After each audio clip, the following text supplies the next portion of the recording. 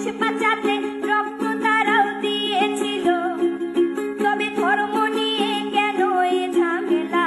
ও দেশবাসী বন্ধ করো হিন্দুর উপর হামলা। साथियों नमस्कार। बांग्लादेश से दो तरह की तस्वीरें आ रही हैं। ये तस्वीरें क्या बयां करती हैं और इन तस्वीरों से क्या हमें ये कुछ संकेत मिल सकता है कि आने वाले दिनों में बांग्लादेश का जो माहौल है, जो वातावरण है वहाँ का, वो कैसा होगा और बांग्लादेश के संदर्भ में भारत के साथ जो संबंध है, जो हमारी सीमाओं की स्थिति है, वहाँ किस तरह की तस्वीर हो सकती है। तो साथियों, शुरुआत करने से पहले ये ज़रूर कहना चाहूँगी कि बांग्लादेश में वहाँ के अल्पसंख्यकों पर, विशेषकर हिंदू समाज पर, हालांकि क्रिश्चियंस और कुछ जो बौद्ध और अन्य धर्म को मानने वाले हैं उनको भी निशाना बनाया गया है, लेकिन प्रमुख रूप से वहाँ जो हिंदुओं को टारगेट किया जा रहा है, इसको लेकर भारत के विपक्षी दलों में, खास तौर पर कांग्रेस पार्टी में और उस पार्टी के जो शीर्ष नेतृत्व है, उन्होंने किस तरह की कंप्लीट साइलेंस, पूरी खामोशी अपना रखी है, इसके बारे में विनोद जी ने अपने अड्डा में आप लोगों से चर्चा की है, उसको एनालाइज भी किया है। लेकिन जैसा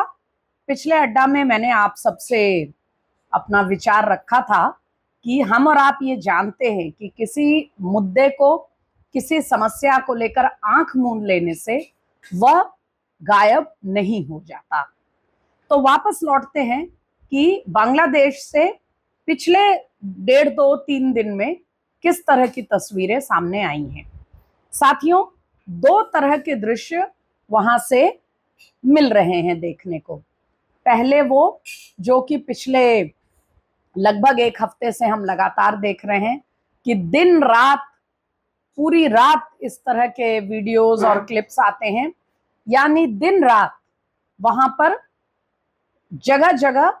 लोगों को निशाना बनाया जा रहा है, विशेष रूप से हिंदुओं को। हालांकि जैसा मैंने कहा, कुछ क्रिश्चियंस और अन्य धर्म के जो मानने वाले हैं उनको भी टारगेट किया जा रहा है, और इसके साथ साथ मुसलमान होकर भी जो लोग आवामी लीग से जुड़े हुए जो थे, या जिनको आवामी लीग के मजबूत सक्रिय माना जाता था, उनके घरों पर भी, उन पर भी हमले हो रहे हैं। तो हिंदुओं पर जहां तक बात है, पिछले 2 दिनों में जब से वहां मोहम्मद यूनुस साहब की अगुवाई में जो इंटरिम सरकार ने वहां संभाला है चार्ज, तो तब से जो बड़े शहर हैं वहां से तो कुछ हद तक एक नियंत्रण हालात पर करने का प्रयास दिख रहा है। हालांकि वो कितना सफल हुए हैं इसको लेकर 2 तरह के मत हैं। लेकिन अगर आप बड़े शहरों से थोड़ा सा कुछ किलोमीटर बाहर चले जाएं तो हमारे जो सूत्र हैं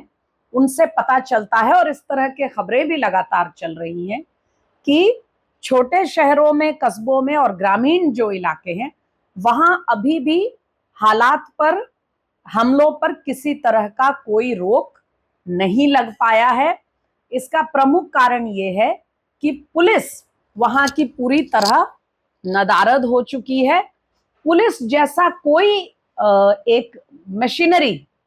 पुलिस का कोई अमला ही वहां नहीं है इस समय, और पुलिस जो जिम्मेदारियां निभाया करती है उन कामों को छात्रों ने और एक्टिविस्ट्स ने, और जो प्रोटेस्टर्स थे जिन्होंने सत्ता पलट करने में भूमिका निभाई, सड़कों पर लगातार आंदोलन करके, उनके लोग ही इस समय पुलिस की जो आम जिम्मेदारियां हम मानते हैं, जैसे कि ट्रैफिक को संचालित करना और छोटे छोटे लोगों की शिकायतों को सुनना, पहरा देना, सुरक्षा देना, ये सब वो प्रोटेस्टर्स जो हैं लड़के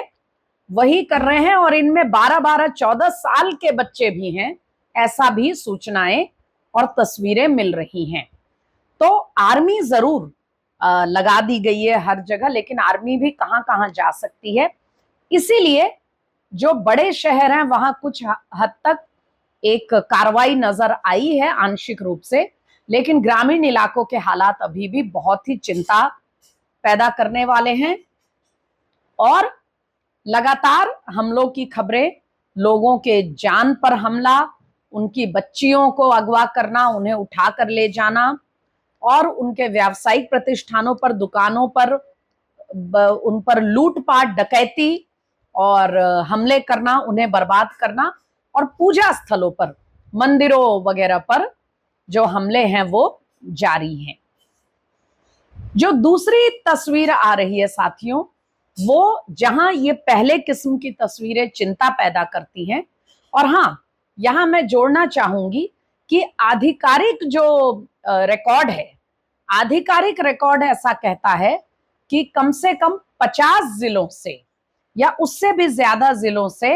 हमले की खबरें आ रही हैं। आप समझ सकते हैं कि इस समय जब वहां सरकारी मशीनरी बहुत सीमित स्तर पर काम कर रही है इंटरिम सरकार की, तो अगर आधिकारिक सूत्र ऐसा बता रहे हैं, आधिकारिक आंकड़े, तो वास्तविक आंकड़ा कितना हो सकता है। दूसरी चीज जो दिख रही है कि भारत से सटे जो सीमाएं हैं वहां पर लोगों का जमावड़ा लग रहा है। उसमें अधिकांश जो लोग हैं वो हिंदू समाज के बताए जा रहे हैं, लेकिन केवल हिंदू ही नहीं है, बहुत से मुसलमान भी हैं जो बिगड़ते हालात में वहां से निकल लेना चाहते हैं। और उसमें खास तौर पर जिनको जो आवामी लीग से जुड़े रहे या जिनको आवामी लीग के प्रति उनकी सहानुभूति रही है, जुड़ाव रहा है, या सिंपैथेटिक थे, वो आवामी लीग के समर्थक थे, उनकी संख्या भी है। अभी तक हमारी बीएसएफ उन्हें रोक रही है क्योंकि भारत एकदम से अपने दरवाजे नहीं खोल सकता, इससे जुड़े बहुत से मामले होते हैं, और उनको ये कन्विंस करने का प्रयास हो रहा है कि आप अपने स्वदेश में ही रहें। और इसीलिए भारत सरकार ने एक विशेष पैनल का गठन भी किया है जो कि बांग्लादेश में अपने जो उनके समकक्ष हैं उनसे मिल करके लगातार नियमित दिन में कई कई बार 24 घंटे उनसे संपर्क करके ये सुनिश्चित करेगा कि वहां के हालात जो हैं उनका असर भारत पर ना पड़े और हिंदुओं की सुरक्षा सुनिश्चित की जा सके। कुछ लोग सवाल उठा रहे थे कि समस्या बांग्लादेश में है तो भारत सरकार के पैनल बनाने से क्या होगा। साथियों, अगर हम ये चाहते हैं कि बांग्लादेश के हिंदू बांग्लादेश की सीमा के अंदर अपनी ही मातृभूमि में सुरक्षित रहें, निडर होकर आम नागरिकों की तरह रह सके, तो उसका कोई ना कोई मैकेनिज्म तो नियमित संवाद का बनाना पड़ेगा, वरना आप देख रहे हैं बॉर्डर पर अभी से हुजूम आना शुरू हो गया है। बहरहाल ये एक लंबी चर्चा हो जाएगी। अब मैं आना चाहती हूं उस बात पे, जैसा मैंने आपको कहा कि दूसरी किस्म की जो तस्वीरें आ रही हैं, जहां पहले किस्म की तस्वीरें चिंता पैदा करने वाली हैं, हमें सोचने को मजबूर कर रही हैं, वहीं दूसरी तस्वीरें इस निराशावादी माहौल में हमें कहीं ना कहीं एक आशा की किरण का संकेत देती हैं, और ये संकेत देती हैं कि संघर्ष से, चुनौतियों से लड़ना ही सर्वोत्तम उपाय है। और ये क्या तस्वीरें हैं साथियों, ढाका में, चट्टग्राम में, और ये दो बड़े शहरों का नाम मैंने लिया, ऐसे कम से कम 1.5 दर्जन जो बांग्लादेश के शहर हैं, वहां पर इस समय आप मीडिया के माध्यम से तस्वीरें भी देख सकते हैं, और हमारे डायरेक्ट इनडायरेक्ट सोर्सेज हैं बांग्लादेश की भूमि में, वो भी हमें बार बार सूचित कर रहे हैं कि हिंदू जो है, भले ही उसकी संख्या बहुत कम है, लेकिन हजारों हजार की तादाद में हिंदू बाशिंदे जो बांग्लादेश के हैं वो आज सड़कों पर उतर आए हैं। तो साथियों, जब इतने उथल पुथल के हालात हैं, ऐसी अनिश्चितता की स्थिति में ये हजारों हजार की संख्या में हिंदू पुरुष, महिलाएं और उनके साथ उनके बच्चे भी वो ढाका के, चट्टग्राम के और अन्य शहरों के सड़कों पर क्यों उतर आए हैं? क्योंकि उनका कहना है कि जब उनकी कोई गलती नहीं है, जब उनका कोई अपराध नहीं है तो वो इस तरह बार बार शिकार क्यों बनते हैं? जो लोग शेख हसीना को सत्ता से हटाने के लिए आंदोलन कर रहे थे, प्रदर्शन कर रहे थे, उनका मकसद तो पूरा हो गया। इस पूरे मामले में वहां के हिंदुओं को निशाना क्यों बनाया जा रहा है? सीधी सी बात है, क्योंकि वहां के प्रदर्शनकारी जो जमाती हैं और बीएनपी से जुड़े लोग और उनके कुछ सहयोगी ऐसा मानते हैं कि वहां के जितने हिंदू हैं वो सब भारत से जुड़े हुए हैं, उनकी जो भावनाएं हैं वो भारत से जुड़ी हैं और भारत सरकार शेख हसीना को समर्थन दे रही थी और अभी भी शेख हसीना भारत में शरण ली हुई हैं। इसीलिए इसकी सजा जो है वो वहां के हिंदुओं को दी जा रही है, भले ही उन हिंदुओं का इस राजनीति से, इस पावर गेम से दूर दूर तक कोई लेना देना नहीं है। तो ये प्रदर्शनकारी कह रहे हैं कि हम बांग्लादेश में हैं, बांग्लादेश हमारी मातृभूमि है, हम यहाँ के हिंदू हैं, हम भारत के नागरिक नहीं हैं, तो हम हर बार बार जब वहां कोई भी राजनीतिक उठापटक उथल पुथल होती है तो हम निशाना बने और हम शरणार्थी बन के क्यों भागे? क्या हमारी इस मातृभूमि में सुरक्षा देने की जिम्मेदारी वहां के व्यवस्था, वहां के सरकार और प्रशासन की नहीं है? और इस बात को वो खुलकर जाहिर भी कर रहे हैं, बोल रहे हैं और उन्होंने अंतरिम सरकार से मोहम्मद यूनुस की अगुवाई वाले जो व्यवस्था बनी है उससे एक चार्टर ऑफ डिमांड्स भी दिया है, जिसमें उन्होंने तमाम मांगे रखी हैं, जिसमें जाहिर है पहली मांग उनकी सुरक्षा की है, दूसरी मांग उनकी है कि एक माइनॉरिटीज कमीशन वहां काम करना चाहिए, एक मंत्रालय होना चाहिए और एक कमीशन बने इंक्वायरी का, जो इस समय हिंदुओं पर हमले हो रहे हैं उसमें जो दोषी हैं जिनके बारे में उसकी जांच पड़ताल हो और उनको जरूर और जरूर सजा मिलनी चाहिए। अब साथियों, इस पूरे घटनाक्रम में एक जो और यूं कहिए एक संतोष का कारण या एक आशा की किरण नजर आई है, वो ये है कि भारत में जिस तरह कांग्रेस पार्टी है और जिस तरह बांग्लादेश में कई ताकतें हैं और पूरी दुनिया में इनका एक इकोसिस्टम है, इनकी बात को मानने वाला इकोसिस्टम, जो बार बार ये प्रयास कर रहा है, असफल प्रयास कर रहा है कि बांग्लादेश में हिंदू को कोई खतरा नहीं है, इसको हम लोग को झुठलाने की कोशिश कर रहा है। आज उनके तमाम कोशिशों के बावजूद इस समय दुनिया के कई शहरों में बांग्लादेश के हिंदुओं के साथ जो अत्याचार हो रहा है उसको लेकर प्रदर्शन शुरू हो गए हैं। इसमें सबसे जो आंखें खोलने वाला जो जमावड़ा था वो न्यूयॉर्क में यूएनओ के कार्यालय के बाहर देखा गया, जहां केवल न्यूयॉर्क शहर नहीं, पूरे यूएसए में जहां जहां बांग्लादेशी हिंदूज हैं वो अपने खर्च पर वो स्पेशल प्रयास करके और न्यूयॉर्क पहुंचे और उन्होंने वहां यूएनओ को मजबूर किया कि उनके मुद्दे को पहचाना जाए और जो यूएनओ अब तक इस मामले को लेकर बिल्कुल आंखें फेर के बैठा था उसको बयान देने के लिए मजबूर होना पड़ा। लेकिन प्रदर्शन वहीं पर नहीं हुए केवल, इसके साथ ही लंदन में, यूरोप के कई आधा दर्जन कम से कम शहरों में और कनाडा के कम से कम 3-4 शहरों में जहां जहां बांग्लादेशी पॉपुलेशन है हिंदुओं की और उनके साथ उनके मुसलमान भाइयों ने भी वहां पर प्रदर्शन करके और बांग्लादेश में हिंदुओं के साथ जो अत्याचार हो रहा है उस मुद्दे को उठाया। तो साथियों, बांग्लादेश का हिंदू जाग गया है। शायद भारत के हिंदू समाज को भी उनसे कुछ ना कुछ सीख लेनी चाहिए। कम से कम वहां उनके जो वीडियोस और जो तस्वीरें आ रही हैं उसको देखकर तो ऐसा ही लगता है जैसा कि एक महिला ने, मैंने देखा, वो बार बार हमलावरों से परेशान होकर ये सवाल पूछ रही है कि हमारा अपराध क्या है। इस बात का जवाब देने की जिम्मेदारी